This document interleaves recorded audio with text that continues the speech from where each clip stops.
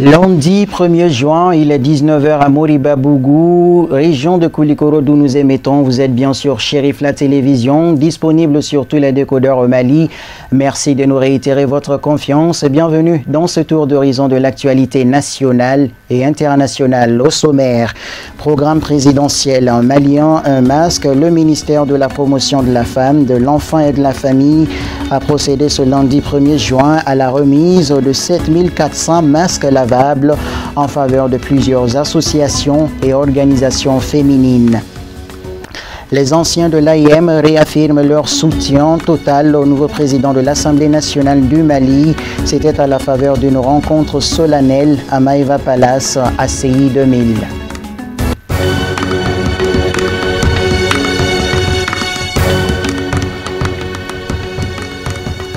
Encore une fois de plus, bonsoir et merci pour votre constance à Chérif la télévision. Je vous l'annonçais dans les titres. Le nouveau président de l'Assemblée nationale, l'honorable Moussa Tembini, continue de bénéficier de l'honneur et de la confiance des anciens camarades de l'AIM suite à son élection à la présidence de l'hémicycle. C'était à la faveur d'une rencontre organisée par le ministère des Maliens de l'extérieur à travers l'association des élèves et étudiants du Mali. La rencontre a eu lieu le samedi 30 mai 2020 à l'hôtel Maïva Palace de l'ACI 2000 en commune 4 du district de Bamako. Reportage Sadio Sidibé, Abdoulaye Sogodogo.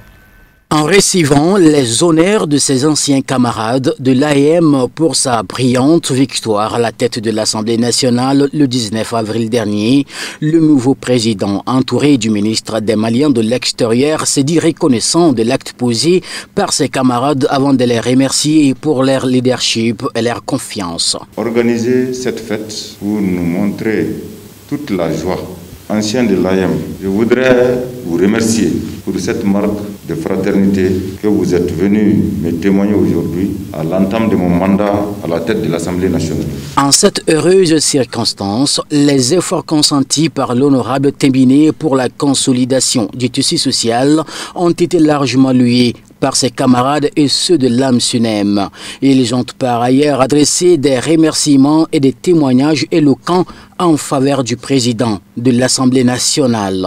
C'est une lutte de 30 ans et aujourd'hui, si dans cette lutte on voit que parmi nous il y a des députés, donc cela veut dire que la lutte n'a pas été vaine. Donc je ne peux que remercier les camarades qui ont eu cette idée d'organiser cette cérémonie. Donc pour honorer nous les députés de la République aujourd'hui, anciens de l'AIM, il s'agit de les remercier. Honorable Tembini, nous sommes fiers de votre élection comme président de l'Assemblée nationale. Faire un témoignage, ce ne sera pas très facile. J'ai connu le camarade Moussa Tembini il y a 25 ans, si je ne m'abuse. Nous nous sommes connus dans le feu de l'action. Nous avons été des partenaires, nous avons été des adversaires, nous avons été encore des partenaires. L'honorable Moussa Tembini fait partie de ces hommes que vous êtes obligés de respecter en tant qu'homme, même s'il est votre adversaire. C'est un homme qui n'a jamais poignardé au dos. Le président de la République ne saurait être indifférent à la mise en place du bureau de l'Assemblée, surtout de l'élection du président de l'Assemblée nationale. Nous le savons. Et il a fait également, nous devons saisir cette opportunité. Se prononçant sur les défis actuels de notre pays, le nouveau président de l'Assemblée nationale s'engagera à résoudre les différentes crises liées à la situation sécuritaire, intercommunautaire, scolaire et sanitaire, en sollicitant le concours de tous les peuples maliens. Je voudrais vous dire que mes plus grandes préoccupations aujourd'hui sont l'insécurité, la crise scolaire, l'emploi des jeunes et la santé, pour ne citer que celle-ci. L'insécurité est la plus grande menace pour notre pays. Quant à la crise scolaire, nous sommes tous les produits de l'école malienne. Nous la laisserons aussi un jour en héritage à nos enfants. Je m'engage à œuvrer personnellement, à continuer auprès du gouvernement et des syndicats d'enseignants à trouver une solution durable à cette crise. S'agissant du volet sanitaire, on peut affirmer sans nul doute que la première richesse d'un pays est la bonne santé de sa population. La pandémie meurtrière qui sévit dans le monde et chez nous doit être combattue avec la plus grande rigueur. La rencontre fut marquée par un tonnerre d'applaudissements et une multitude de témoignages et de félicitations à l'honorable Moussa Tembine, président de l'Assemblée nationale du Mali. L'actualité sanitaire de ce journal, 7400 masques lavables en faveur de 37 associations et organisations féminines. C'est le don du ministère en charge de la promotion de la femme, de l'enfant et de la famille. Une donation qui s'inscrit en droite ligne du programme présidentiel malien Un masque. La cérémonie de remise s'est déroulée ce lundi 1er juin dans la salle de réunion du 10 département à la cité administrative, en présence notamment de plusieurs femmes leaders. Matakane Fousseni Keita pour plus de détails. La lutte contre la pandémie de la COVID-19 demeure une très grande préoccupation des plus hautes autorités du pays, notamment le ministère de la Promotion de la Femme, de l'Enfant et de la Famille, qui vient d'offrir 7400 masques lavables aux femmes leaders des associations et des différentes organisations féminines. Un geste solidaire hautement salué par les femmes à sa juste valeur. Le port de masque là, c'est une nouvelle éducation, c'est quelque chose avec lequel on va devoir vivre pendant longtemps. Il faut qu'on s'y habitue, il faut qu'on comprenne l'utilité du port du masque, il faut qu'on comprenne surtout comment l'utiliser. Beaucoup de gens mettent le masque mais ne savent pas l'utiliser. Et je pense que nous sommes, nous les femmes, les éducatrices à la base. Donc nous avons une possibilité de mieux transmettre ce message-là auprès de nos familles, parce que c'est par là que tout commence, et ensuite auprès des gens qui nous entourent. On a dit tout à l'heure que les gens ne croient pas encore à ce Covid-là. Effectivement, allez dans la ville, les gens n'y croient pas. Donc nous avons aussi cette responsabilité de faire passer ce message. Cette maladie existe et elle tue aujourd'hui beaucoup de gens. Depuis l'apparition des tout premiers cas de la maladie à coronavirus, ce département multiplie ses actions et ses initiatives pour stopper la contamination du virus. Cette cérémonie de remise officielle initiée par Dr Diakité Aïssata Kassa Traoré s'inscrit dans une série d'activités planifiées par son département qui couvrira les 6 communes de Bamako et celles de Kati et de Dio. Occasion pour le ministre d'alerter ses femmes leaders sur les conséquences dramatiques de la COVID-19 dans notre pays. Elle a également souhaité leur implication, a fourni davantage d'efforts pour la sensibilisation de leurs membres sur le port du masque avant de procéder à la remise symbolique des kits. C'est un réel plaisir pour moi de prendre la parole devant cette auguste assemblée à l'occasion de la cérémonie de remise des masques lavables aux femmes leaders, présidentes des associations et associations féminines du Mali, dans le cadre du programme présidentiel Un Malien, un masque. Tous les pays affectés ont pris des mesures selon leur contexte respectif pour y faire face. Notre pays, le Mali, ne fait pas exception. En effet, depuis l'annonce des 2 premiers cas, le 25 mars 2020, le chiffre continue à augmenter. À ce jour, nous avons franchi les barres des 1000 cas. Le programme présidentiel Un Malien, un masque. C'est justement dans le cadre de ce programme présidentiel Un Malien, un masque que mon département a reçu un premier lot de 75 000 masques lavables destinés à nos cibles il y a 3 jours. Nous sommes en train de mener des activités de sensibilisation sur le Covid-19, assorties de remises de masques lavables dans les 6 communes du district de Bamako et les communes de Djo, Kati. Il sera remis 40 000 masques dans ces localités au cours de ces activités de sensibilisation. La présente cérémonie s'inscrit également dans le cadre du programme présidentiel Un Malien, un masque. Elle porte sur la remise de 7 400 masques à 37 associations et organisations féminines sur la base de 200 masques par organisation. Elle est certes modeste, mais pleine de signification. C'est le lieu pour moi d'adresser mes sincères remerciements et ma profonde gratitude à son Excellence M. Ibrahim Boubacar Keïta, président de la République, chef de l'État, pour cette initiative salutaire au profit de nos populations. Agissons tous pour la propagation du coronavirus en adoptant les gestes barrières qui sauvent pour nous protéger ainsi que les autres. Santé, nous en reparlons dans ce 19h dans le cadre de la prévention de la pandémie de coronavirus qui a déjà fait assez de ravages. La direction générale du centre de santé Cherifla, en partenariat avec Adjanta Pharma, a procédé à une désinfection des locaux du dit centre de santé. L'opération s'est déroulée ce dimanche 31 mai 2020. Le point avec Abdul Karim Sako, Baba Keita. Alors que le fléau du coronavirus ne semble pas encore inquiéter une bonne frange de la population malienne, et cela en dépit du nombre de cas de décès annoncés par les autorités sanitaires, la direction générale du centre de santé Cherifla et son partenaire Adjanta Pharma, un laboratoire spécialisé dans la promotion des produits pharmaceutiques, ont préféré l'action au discours moralisateur dans la lutte contre le Covid-19, d'où cette désinfection des locaux du centre de santé Cherifla à Bankoni. L'objectif, selon les acteurs de la chose, vise à agir directement sur les microbes et bactéries sur les lieux afin de préserver la santé du personnel soignant, les visiteurs, mais également des patients, car, dit-on, mieux vaut prévenir que guérir. En fait, le centre Cherifla, c'est un grand partenaire de Adjanta Pharma, le laboratoire Adjanta Pharma. Dans cette pandémie à coronavirus, on ne pouvait pas ne pas venir participer à la désinfection de ce centre. Non seulement pour la protection du personnel soignant, mais aussi surtout pour les patients. Donc je suis très fier aujourd'hui de participer à cette opération. C'est un grand centre qui est très important pour nous, parce que nous sommes partenaires depuis des décennies. Donc on ne pouvait pas ne pas faire cette opération ce soir. Ce soir, nous avons procédé à la pulvérisation du centre de santé Cherifla de Bamako à travers un de nos partenaires qui est l'Adjanta Pharma.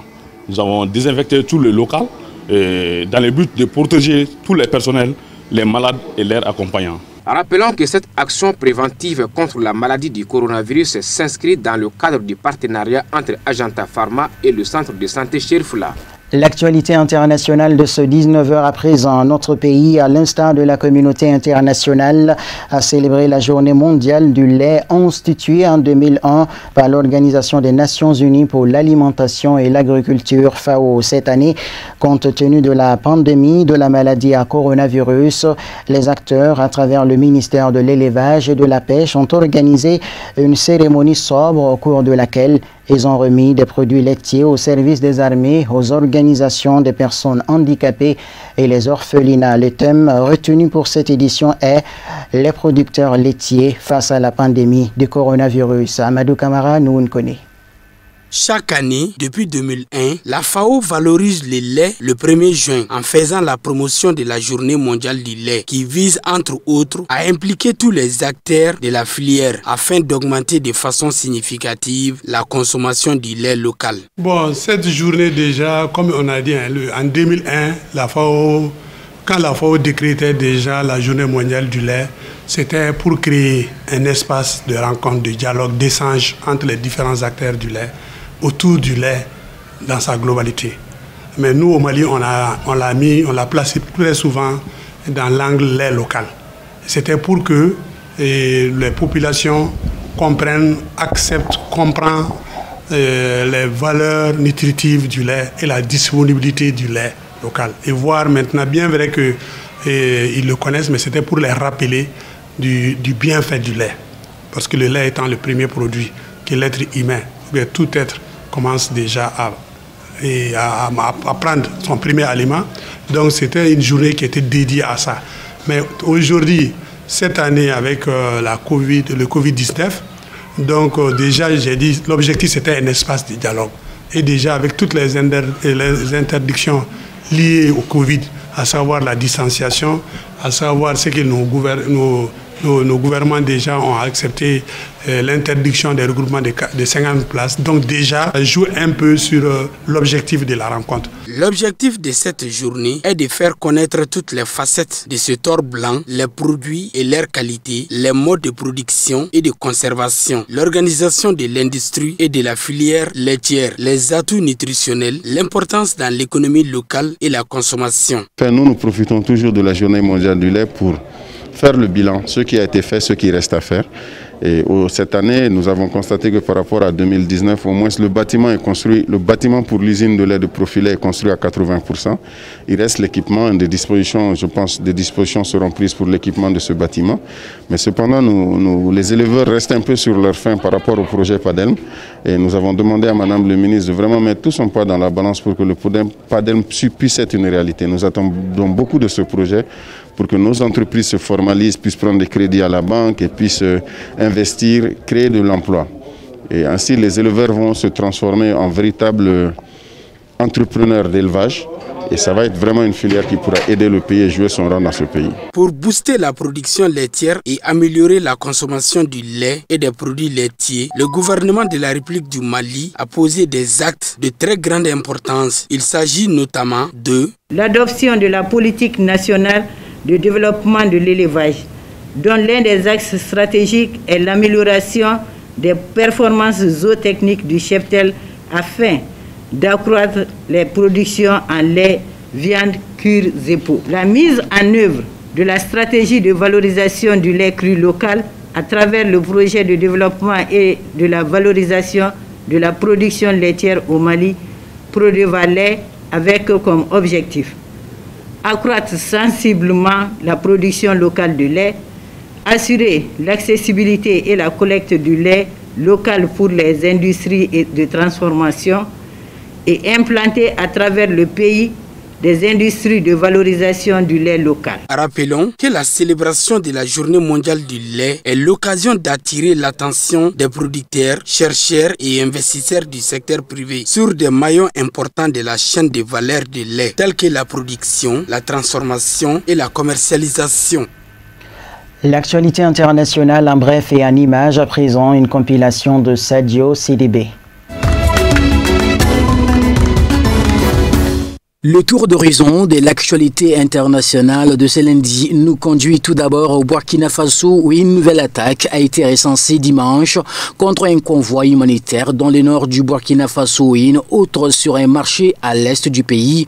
Ces attaques attribuées à des groupes armés terroristes auraient fait plusieurs dizaines de morts selon un bilan provisoire. Ces attaques attribuées aux groupes djihadistes ont fait au moins 50 morts vendredi et samedi au Burkina Faso.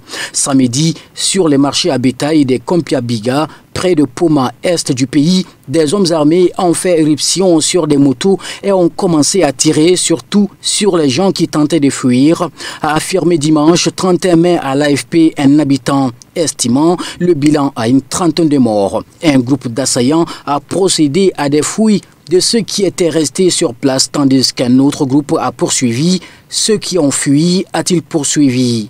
Plus d'une trentaine de corps ont été rassemblés, a témoigné un autre habitant. Le gouverneur de l'Est, le colonel Saïdou Sanou, a assuré dans un communiqué que cette énième attaque perpétrée par des ennemis du peuple vient une nouvelle fois rappeler la nécessité d'une franche collaboration entre les FDS, forces de défense et de sécurité, et les populations afin de vaincre l'hydre terroriste.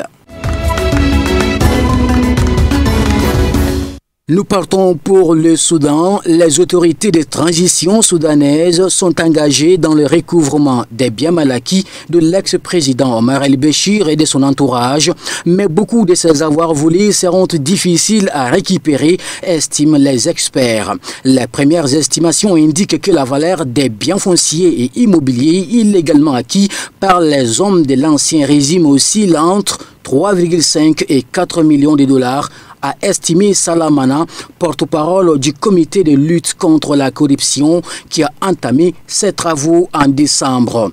Selon une source proche du dossier, le comité anticorruption a reçu une grande quantité de documents transférés dans 3 camions qui seront scrupuleusement étudiés. La première dame burundaise est hospitalisée depuis plusieurs jours à Nairobi. L'épouse du président Pierre Nkurunziza est prise en charge à l'hôpital privé Aga Khan, un des plus réputés du Kenya. Plusieurs sources confirment qu'elle est atteinte du Covid-19. Une hospitalisation alors que la première dame et son époux répètent pourtant depuis plusieurs mois en meeting ou lors de prêches que Seigneur protège le Burundi de l'épidémie. Nous pouvons nous réunir sans masque car Dieu purifie l'air du pays, a encore déclaré le président Nkurunziza après le transfert de son épouse. Dans ces contextes, pas étonnant que le pouvoir burundais ait voulu rester discret. L'actualité judiciaire dans ce tour d'horizon, il y a une semaine, le juge Raphaël Iani a été retrouvé mort en RDC. Il était le président du tribunal de grande instance de Kinshasa. C'est lui qui a la charge de l'affaire Vital Kamerhe. Et le juge Raphaël Iani a été empoisonné, dit le rapport d'autopsie cité par la radio Okapi. Selon la radio Okapi, le rapport de l'autopsie révèle que le juge Raphaël Iani n'est pas décédé d'une mort naturelle. Un poison a été utilisé, affirme ce média. Reste maintenant aux toxicologues de déterminer la nature du poison qui a tué les juges. Pour des spécialistes, il appartiendra ensuite aux criminologues de se baser sur les faits et gestes de la dernière audience du procès, celle du 25 mai, au cours de laquelle on a vu les juges porter un masque de protection apporté par un tiers. Pour terminer, aux États-Unis, alors que les protestations faisaient rage devant la Maison-Blanche à Washington, des agents du United States Secret Service a déclaré ne pas discuter des moyens et méthodes de protection. La foule qui s'est rassemblée devant la résidence présidentielle a scandé des slogans, brandi des pancartes et a allumé des feux avec des objets de fortune. Fin de cette édition qui vous a été proposée par la rédaction. Merci à vous de l'avoir suivi. À 21h, Amadou Camara vous en présentera la version Bamanakan. Un grand merci à toute l'équipe de réalisation. Chérif La Télévision vous servir encore et toujours. Chérif La Télévision vous servir mieux. Bonsoir et à demain, Inch'Allah.